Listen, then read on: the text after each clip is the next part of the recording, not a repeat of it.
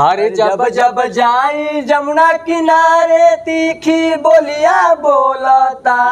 जब जब जाई जमुना किनारे तीखी बोलिया बोलता। मना कदी यशोदा जी जाओ, अरे माना कदी यशोदा जी काना धई धई मटकिया फोड़ता। माना कदी यशोदा जी काना धई धई मटकिया फोड़ता। अरे मारे खातिर दौड़े नी सखिया दुनो हथवा जोड़ता।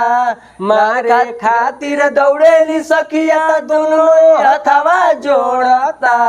मना कदी यशोदा जी, हे माना कदी यशोदा जी काना धई धई मटकिया फोड़ता। अरे माना कदी यशोदा जी काना धई धई मटकिया फोड़ता। माना कदी यशोदा जी काना धई धई मटकिया फोड़ता। जय राधे कृष्णा।